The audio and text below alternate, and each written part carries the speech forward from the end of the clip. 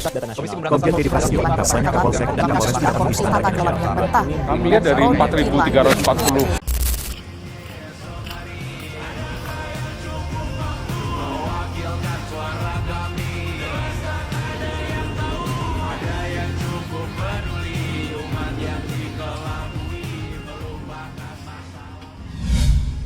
Capek jadi mahasiswa, katanya nggak boleh apatis sama politik. Tapi makin kesini, sepakat, makin kesini yang berubah hanya rasuahnya aja.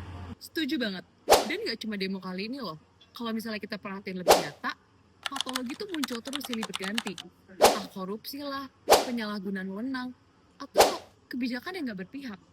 Ya kan, jadi makin lama aku ngerasa makin males sama pemerintahan karena rasa kepercayaan kita aja udah terkikis.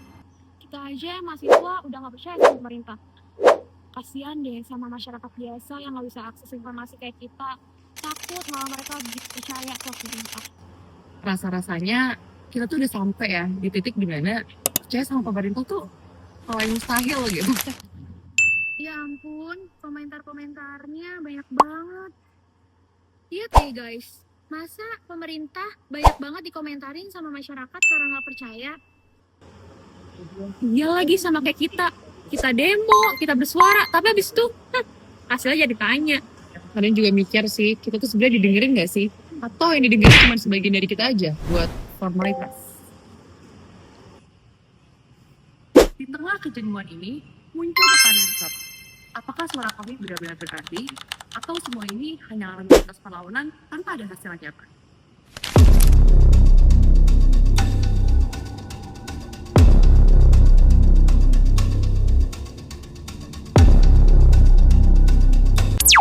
Kalau dipikirin rasa capek itu bukan hanya muncul dari kebijakan, tapi juga rasa nggak percaya. Negara memang terlihat hadir, tapi kinerjanya nggak terasa. Maka kepercayaan itu pun akhirnya turun. Banyak masalah muncul dari patologi birokrasi. Patologi birokrasi merupakan berbagai bentuk penyelewengan dalam penyelenggaraan pemerintahan, mulai dari maladministrasi, kinerja yang buruk, sampai ke korupsi. Proses yang berbelit, informasi nggak jelas, bahkan pelayanan yang lambat. Di sini bukan hanya sekedar waktu dan dokumen yang hilang, tapi adalah sebuah keputusan. Ditambah underperformance, bansos terlambat, proyek mangkrak, SDM nggak kompeten, negara memang ada, tapi nggak benar-benar bekerja untuk warganya. Dan yang paling merusak public trust adalah cost. Bukan hanya soal cost, tapi rasa yang dikhianati. Misalnya, kasus pengoplosan BBM di Pertamina yang menunjukin gimana adanya proses patologi di dalam sebuah institusi yang besar. Di mana di sini terlihat adanya pengoplosan dari BBM RON 90 menjadi RON 92. Bukan cuma soal individu, tapi tentang sistem pengawasan yang lemah dan budaya organisasi yang kurang transformatif. Ketika penyimpangan dibiarkan, kualitas BBM dikorbankan, di sini masyarakat yang paling dirugikan. Di sini, maladministrasi dan korupsi saling terkait, di mana pengawasan yang longgar akan terjadi akuntabilitas yang kurang maksimal. Negara memang hadir lewat BUMN, tapi praktiknya malah merusak kepercayaan publik. Karena dari sudut pandang masyarakat, hal ini bukan hanya pelanggaran teknis, tapi juga merupakan bentuk pengkhianatan. Kalau kepercayaan turun, pastinya partisipasi masyarakat juga akan ikut melemah. Dan kepatuhan publik pun berkurang. Public trust bisa dibangun lagi, tapi bukan lewat slogan. Perlu reformasi birokrasi, penegakan hukum, dan juga pelayanan yang transparan.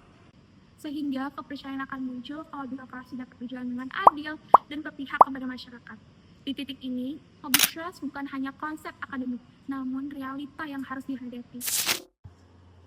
Dari semua ini kita sadar bahwasannya public trust yang terjadi tidak secara tiba-tiba, namun pengalaman masyarakat yang terbentuk karena birokrasi negara kita yang sangat buruk. Sebagai mahasiswa, rasa bingung, capek, kecewa itu nyata adanya. Kita sering diminta untuk kritis dan bersuara, tapi apakah kita bertanya seberapa besar kita percaya terhadap negara? Yang paling bermasalah itu bukan birokrasinya yang bermasalah, tapi ketidakpercayaan yang dianggap wajar. Public trust itu bisa tumbuh dari pelayanan yang adil dan manusiawi. Transparansi dan akuntabilitas butuh keberanian untuk dapat berubah. Karena kepercayaan publik dibangun oleh pengalaman nyata, bukan sekedar janji.